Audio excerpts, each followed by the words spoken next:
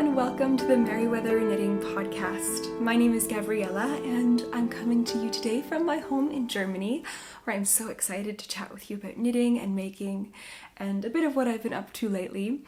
I'm in a new location, one that I've never recorded in before, and this is my daughter's bedroom. My two little girls share a bedroom, and I thought I'd film here today because our living room has become a bit of an office right now because my husband, his office is full of different things. He's moving his studio, he's a musician and an artist and a freelancer, and the studio that he's had for a long time is moving, and so it's kind of like right now his office here at home and our kind of shared office space here at home is just full of different kinds of equipment and instruments and different things. So our living room has become kind of like the working office now. We'll use the other room as storage, but either way, doesn't matter. I thought instead of finding a spot there to record, I thought I'd just sit here in this cozy, comfy chair in my daughter's room and film a little bit and chat with you and sit down because I felt like it. I felt like I wanted to catch up with you, and so I've got this cozy little space, and I hope that you get cozy with me and join me.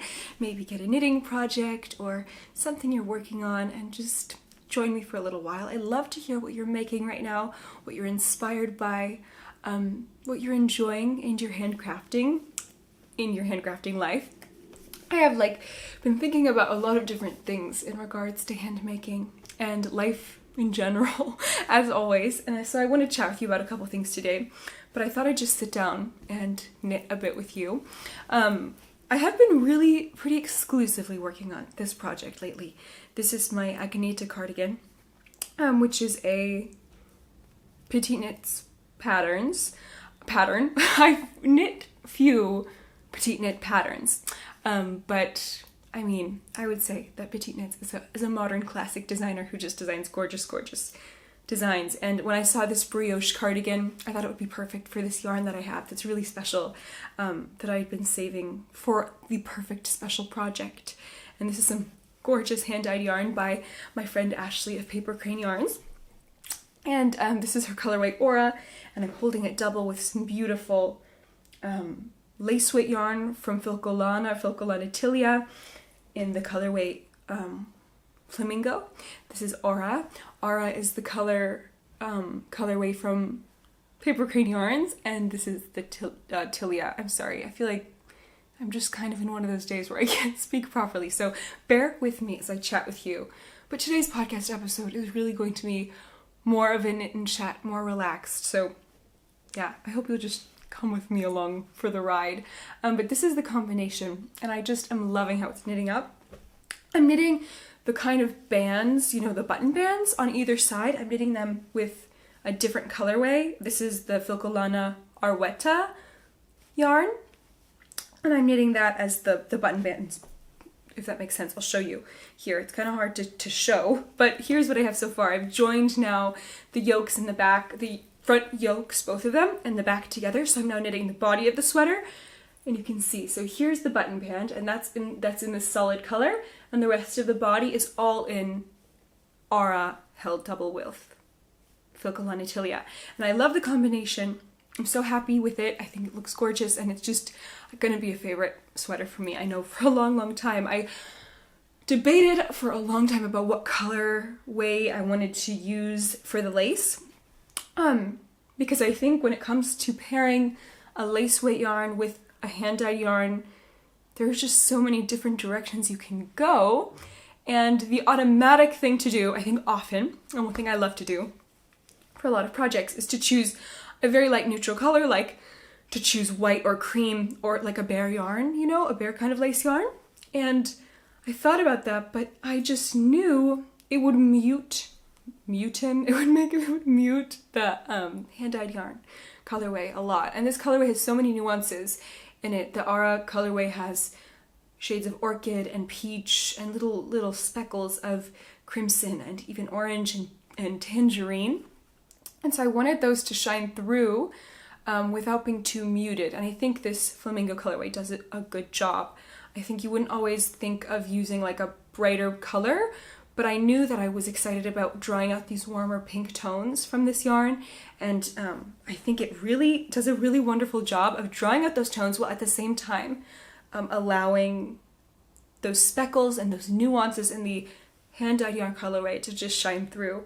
So it's hard to see, I think, on camera, but as I continue on, I'll take photos and share them on Instagram so that you can see it up close, and it's just so lovely. And maybe it'll inspire you for a project if you're thinking of combining a hand-dyed yarn colorway with, you know, a lace weight yarn, and you want to do something other than just taking a cream or a neutral color, which is also lovely. It's also not complete marling either. It's not a contrast, which is also fun. But yeah, I played with many different kind of ideas. I thought of doing like a light kind of yellow or like a banana yellow, because there are beautiful kind of warm shades here. I thought of doing, you know, I thought an orange would be too bright and too much of like, it would overpower this. So yeah, I really thought a lot about this combination, and I'm just so happy with it, and I love it. And so this has been my main project lately, the last couple of weeks since I last recorded a video. I've done some knitting on a little cowl that I have, but I feel like showing you that progress is kind of like, it's just such inconsequential progress, and it's a little pattern I'm designing myself. Just a very simple little cowl pattern, but I love it, and I really love it. But I'm going to show you it maybe next time when I have more progress made or when I finished it. But this is my main project, and I really love it. I love this pattern. It's slow knit for me. It's really wonderful. It's kind of a combination of interest because of the brioche, but also just, it's really become a very meditative, mindless knit for me. Something I can really do while relaxing when I don't have very much kind of mental capacity. Lately I've had, the last couple of weeks have been really kind of mellow, just needing something for my hands to do sometimes, but not really wanting a huge like mental investment as far as what I want to do knitting wise, if that makes sense. And so this has been a wonderful project for that. And I really love it, and I can't wait to see it continue to grow, and I'm in no rush to finish it. I'm going to be casting on a new project very soon, which I think I'll show you a little bit about that and share about that in a moment. But, you know, I'm fine with having this going at the same time, and I feel like I've entered a new kind of era of my knitting life, at least for this season, in one that I feel like I'm okay with having a couple of projects going longer term and allowing them to just simultaneously be kind of going. And that's a change for me, because for a long time I was almost a monogamous knitter, or like I really didn't like having many projects going at once. I like to have, you know, 1 or 2 projects, maybe 3, but not a lot of projects, and definitely not a lot of like the same kind of projects, like not a lot of garments at once or not a lot of socks at once. For a while it was like I'll have 1 sock, 1 sweater, 1 accessory, or like 1 stockinette project, 1 complex pot project, and I think that that's fun, and I think I'll return to that one day. But right now I think it's really kind of serving me to have a few different things going and enjoy just casting on, enjoy the different stages of the process. Like right now I'm loving the stage that I'm in here, just working on the body, watching it grow slowly.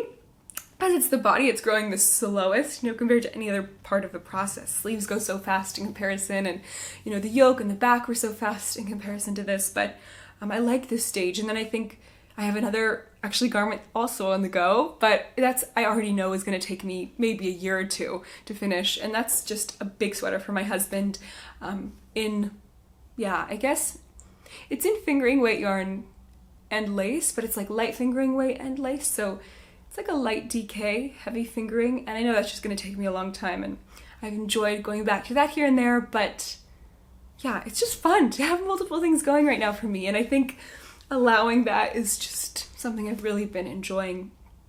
And on that note, it kind of brings me into a topic and a concept I've been thinking about a lot in regards to my knitting life, and that is like tools and kind of like structures, and how they can be either so helpful and so wonderful, or how they can become kind of like a stumbling block and get in my way or get in our way as makers, as knitters, and as people.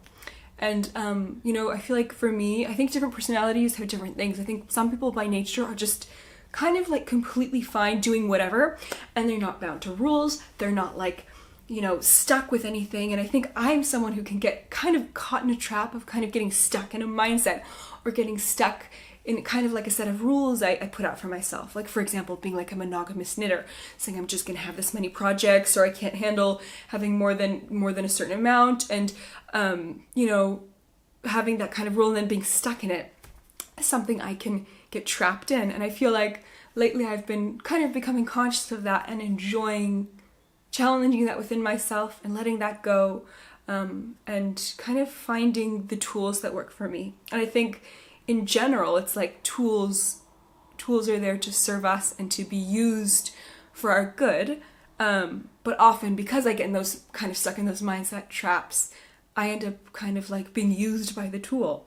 And so it's a bit of a mantra that I've been saying, like, don't let the tool use you. Like Gabriella, I say to myself, of course, not literally, but you know what I mean? Like, I need to be the one using the tool. And so for me, I realized, I actually right now don't have any anxiety about or stress having multiple projects. I'm going to allow myself to have them. And if I start to notice something arise in me, like I've had it before in the past where I'm like, oh my word, there are too many works in progress right now going, I need to cut down, then I'll adjust and I'll either let projects go, put them in hibernation, or work on finishing them before casting something new on. But that's the signal then, when I feel the discomfort. And if I don't, that tool or that kind of limitation that I set for myself isn't necessary.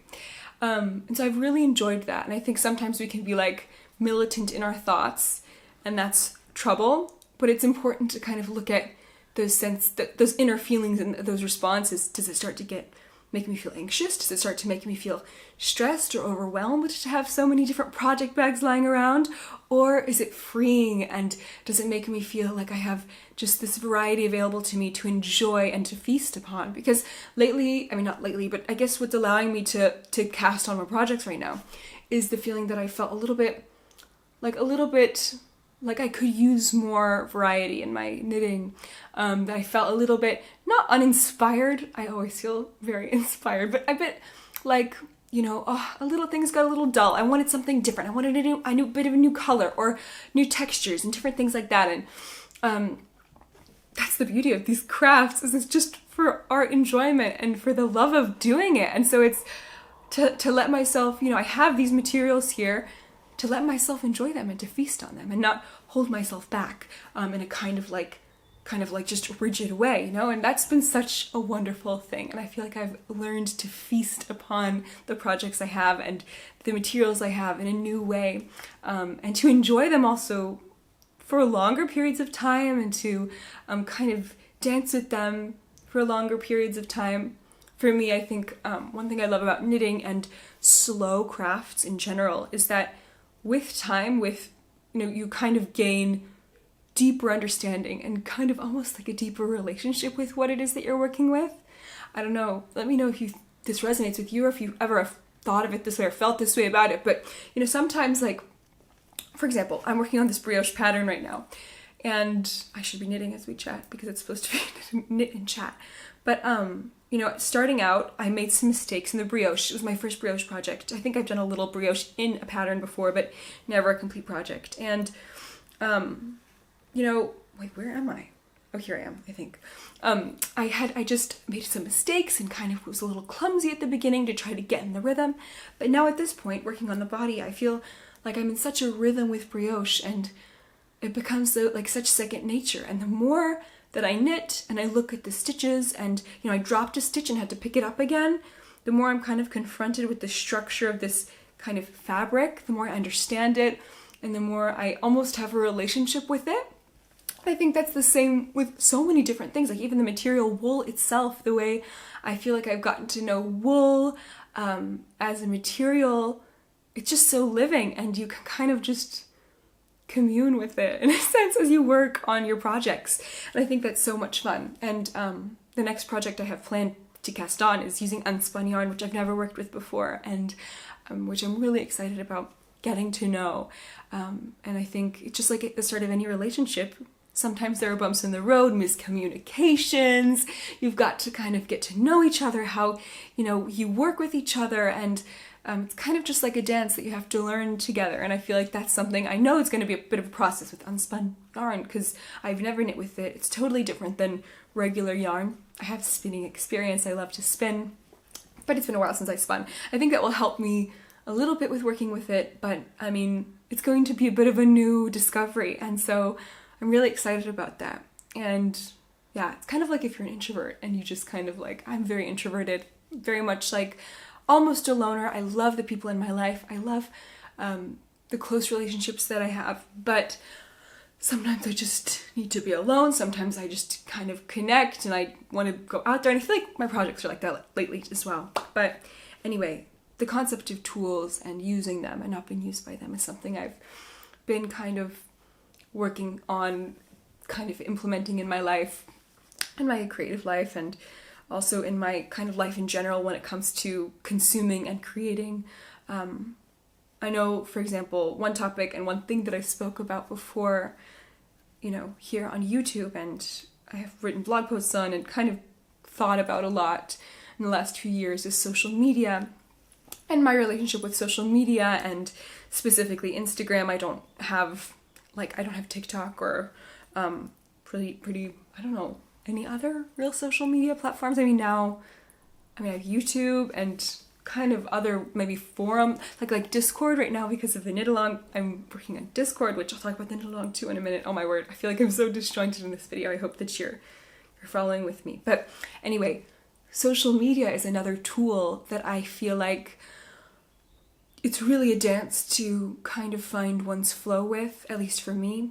And I know for many, many others too. There are the rare birds who are just so, I don't know, I want to say strong, but who have a very natural kind of self-regulatory relationship with something like Instagram or social media in general, that it's healthy for them all the time and they know how to regulate themselves. But I've struggled with it, you know, and I think right now I'm finding Instagram to be a really wonderful, inspiring place. I returned there after a long break, and I'm finding it to be a place that I really am enjoying, that I feel like when I consume on Instagram, I'm consuming wonderful things that inspire me. I'm communicating with people who I really admire, and who I just really enjoy reading what they have to say and hearing what they have to say and seeing what they make. I love to see beautiful things, and right now it feels like a feast as well. But I know that it isn't a sustainable place for me to spend a ton of time. I know that I have to implement limits for myself there, and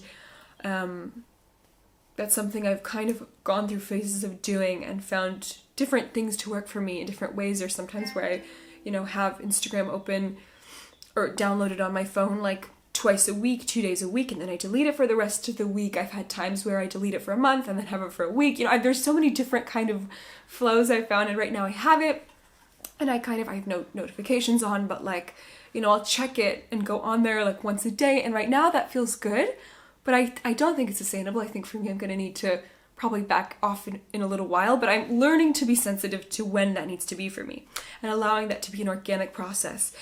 And for me, the bottom line being not letting it use me, this tool of Instagram, for example, which could be anything at all, any tool, or, you know, it could be social media, it could be, you know, friendships, it could be all kinds of things.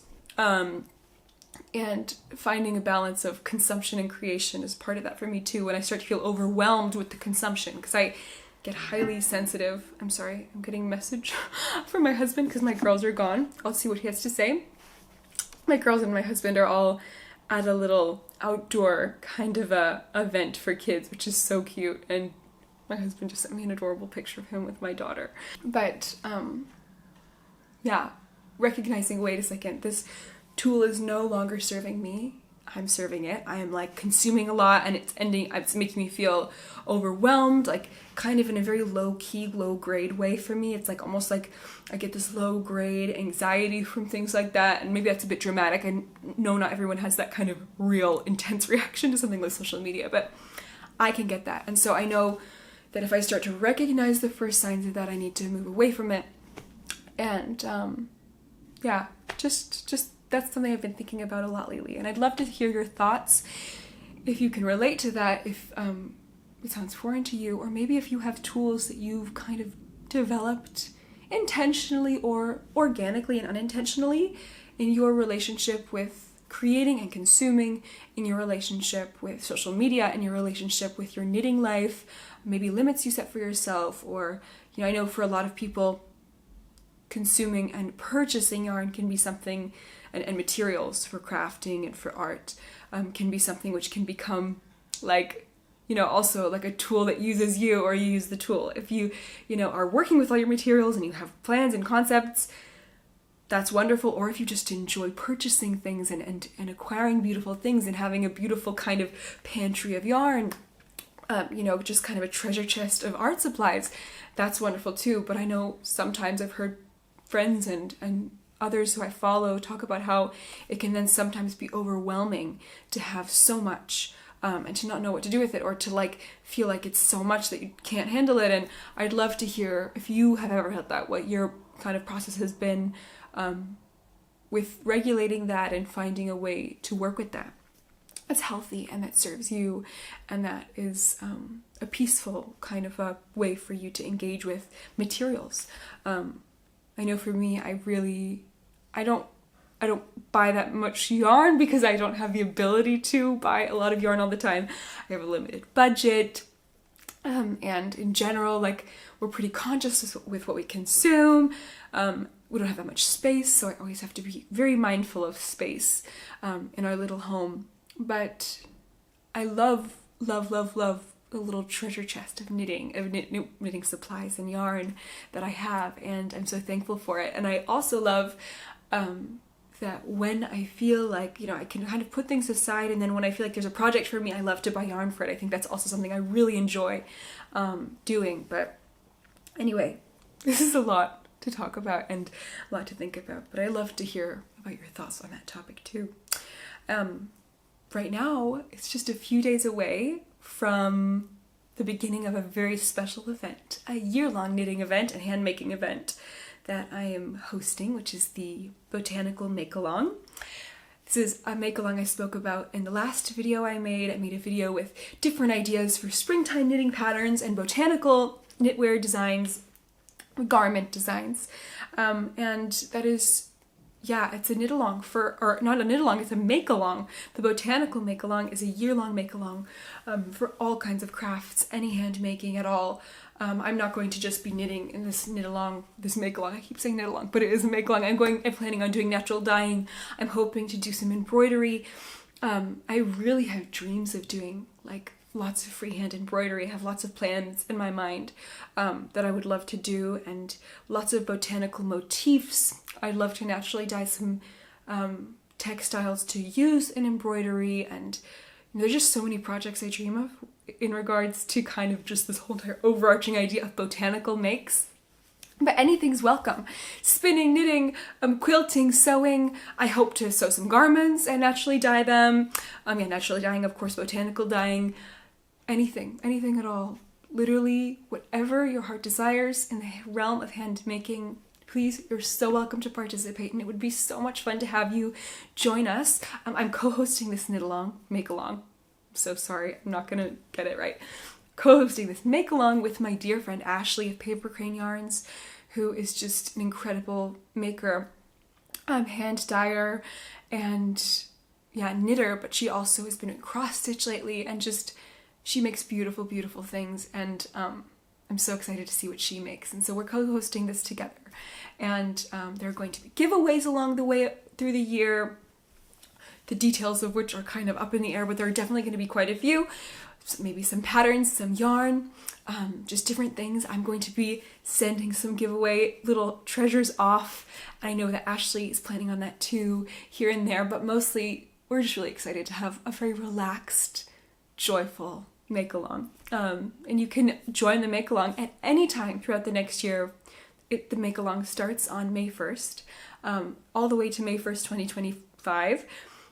You can join any part along the way, any time along the way at all. And to join, all you have to do is post either on Instagram using the hashtag #botanicalmakealong, or join on Discord.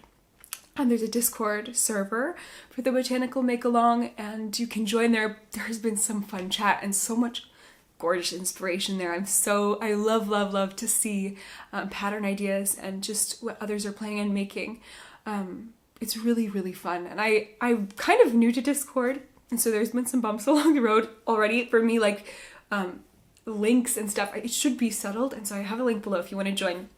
But I'm still figuring it out, but it's so much fun to have a place to be kind of in continual conversation and continual chat about, you know, making and knitting and you know, hand dyeing, natural crafts in general.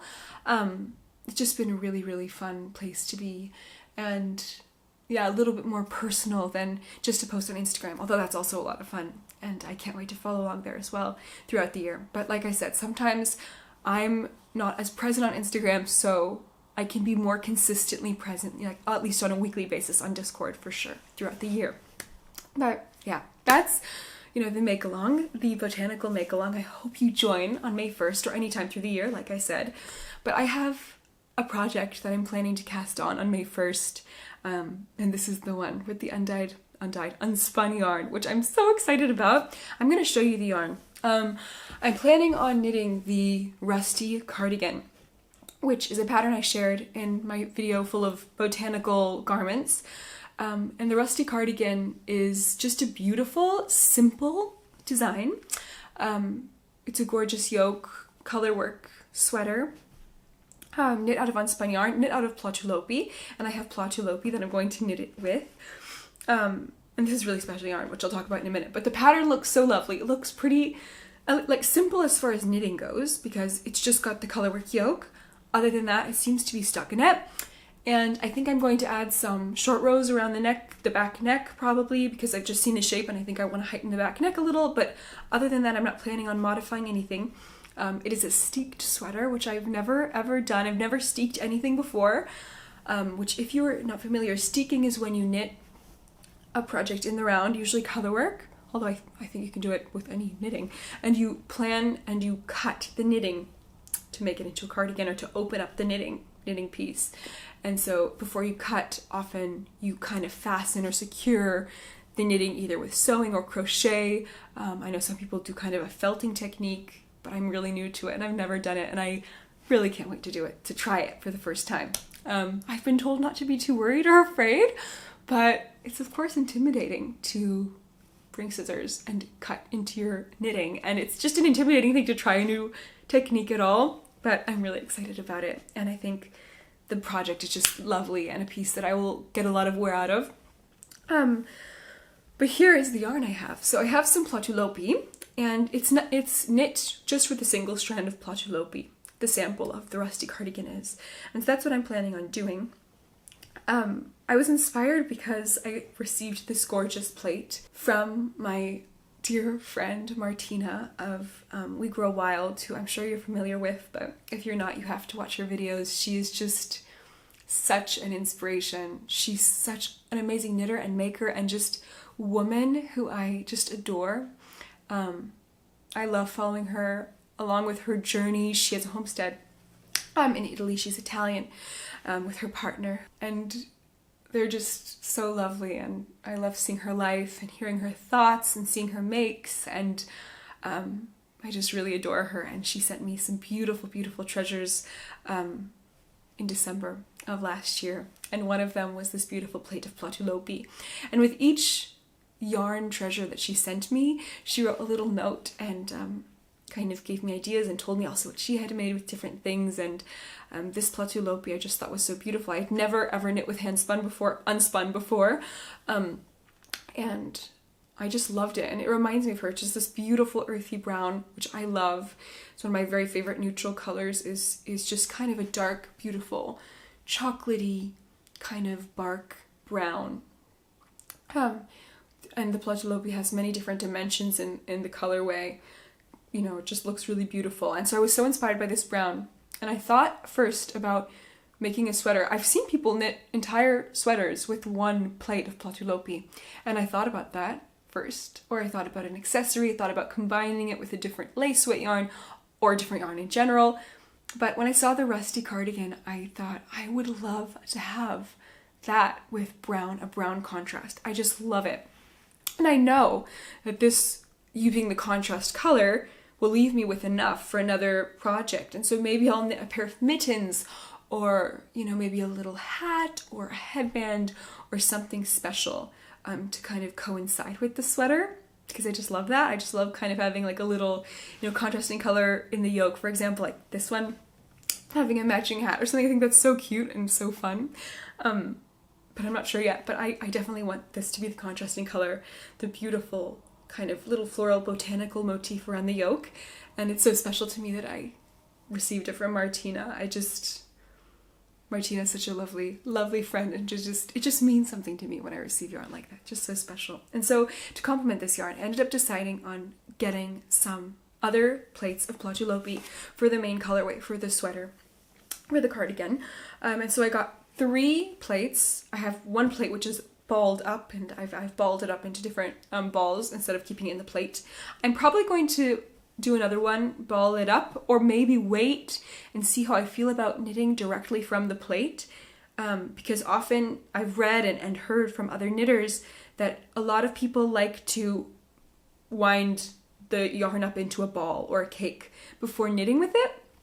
And I heard from other people that they like knitting directly from the cake itself. So if you've knit with unspun yarn, please tell me your thoughts on this. Do you prefer knitting it from a ball or from a cake, or do you prefer knitting directly from this plate? I would love to hear what you have to say. I read that from a lot of people, they said with color work, definitely make balls. So I have one ball of this. I'm going to probably make the whole thing into little balls. And I'm just going to try and see what I like more maybe, but I'd love to hear your thoughts if you have an opinion on that or any experience with knitting with unspun. But I just love this. So I chose this as the main colorway, this yellow. Gorgeous, gorgeous yellow colorway. It's just a beautiful, how can I describe it? I don't remember what the name of the colorway now. On the little band that came with the plate, it's a number, it's not a name. So maybe I could look up and see what the name is, but it's a golden, I think it's golden heather maybe, or something golden. It's beautiful. It looks like sunshine. It's just absolute sunshine. Golden, wheat. It's just really beautiful. It's very warm. There are little kind of strands of red. There are strands of cream, there are even strands of kind of like light brown, but mostly it's warmed up by, you know, kind of a terracotta, no, more of a maroon almost thread with the golden and the cream. So it's a beautiful, multi-dimensional, stunning, stunning yarn. And I think it's going to make a lovely main colorway, and I think it's just going to look so good with the brown. I love this contrast. I love this combination. I think it's going to be so practical for me, and I have dreams of sewing up just a shirred dress or a couple of tops in a brown kind of a fabric. Maybe also trying naturally dyeing some brown with maybe some oak leaves, maybe kind of to make it a lighter brown. We'll see what I get if I can do that. But I think that combination would be so pretty with then like a naturally dyed dress underneath, or just a brown hand sewn dress. I just have all these ideas and dreams about it. There's also a beautiful, beautiful dress. It's called the Phoebe Dress, and it's by Mipi the label, which is my Instagram friend and YouTube friend Famke's gorgeous, gorgeous brand and company, and she designs knitting and sewing patterns. And this dress, I'll put a picture for you to see. It's just a beautiful, beautiful piece. I feel like a staple piece. And I think it would be lovely in a naturally dyed yarn and a botanically dyed, fabric, or even just a brown fabric or a patterned fabric. It's just such a gorgeous dress. And there's also a blouse version or a top version of the pattern, I think. Or even if I just shortened the dress, I think it would be a really lovely top, blouse, and doing it in a brown or in kind of a botanically dyed fabric would be so pretty with this cardigan too. And so I'm hoping to also get to sewing that top or dress. I think it's just so lovely. And yeah, definitely check out Mipi the label if you are not familiar already, and Famke's beautiful, beautiful YouTube channel, and her makes are just gorgeous. She's just the most lovely aesthetic, and I just adore her. So yeah, that's my plans with this project, my first cast on in the Botanical make-along.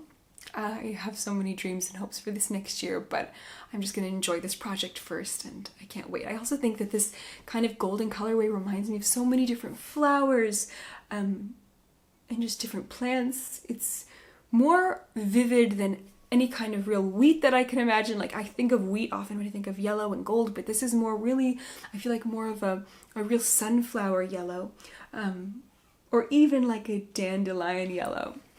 And I'm a huge dandelion fan. My daughters love to pick dandelions in all their forms, whether they're, in their little seed form to make wishes with, or in their little golden forms. And as a child, I always loved dandelions. And I remember, all the grown-ups thinking that they were kind of annoying weeds, which I understand. But I mean, dandelion greens are delicious. And I don't know, there's something about dandelions I always found so wonderful and magical. And I love them, so I will love to have a dandelion colored cardigan, or if not dandelion, then sunflower kind of colored cardigan. It's just so beautiful. I also think in autumn, it's like kind of like a golden shade that you see in the changing leaves. But yeah, it fits the whole season from spring to autumn. That's my main project that I can't wait to cast on. Other than that, I have other projects that I can't wait to work on and make. There are just so many amazing botanical knitwear designs, from accessories to garments to everything in between. And I've also thought about trying my hand at naturally dyeing some fiber and maybe spinning a little bit. I haven't done much spinning in a long time. When I've done spinning, I've loved to drop spin. I've also had a spinning wheel, but I haven't spun on a wheel in a very long time. Now I just mostly use my drop spindle, and I love the process of drop spinning. I think it's so much fun. But anyway, thank you for joining me today. In this process, I have dropped a stitch again, so let me pick that up really quickly before it slips away from me. Oh my word. This is the thing, is like this isn't the first time I've dropped a stitch. And I figured kind of the rhythm out of picking one up, because it's like a few rows below, and having to kind of go kind of to that slip stitch, repeating that slip stitch pattern. And I always think from mistakes, you end up learning the most. If things just go perfectly the whole way, you don't really learn from the project how it's supposed to, like the structure and how the structure works together. So I'm definitely someone who's a kinetic learner often, and I have to kind of do it and then I figure it out. But anyway, I think I'll let you go. I've talked a lot. It's been so lovely to sit with you and catch up. I hope that you've enjoyed sitting with me and my teapot full of greens in my daughter's bedroom with their little books and this beautiful crocheted blanket, which my mother crocheted for me while she was pregnant with me a long time ago. Now it sits here and it's always just comforting me because my mother is very far away in the United States, so I miss her. Today I guess I've just been very chatty and yeah, it's been lovely to sit with you. I hope that you're doing well. I hope you're enjoying the season. And I'd love to hear, like I said, what you're making, what you're enjoying. Until next time, you can find me on Instagram as Merryweather Living. You can find me on my website, merryweatherliving.com. And you can find me in the Botanical Make-Along Discord, and here on YouTube again soon, for sure. Thank you so much for joining me, and I wish you a wonderful, wonderful day. Take care. Bye.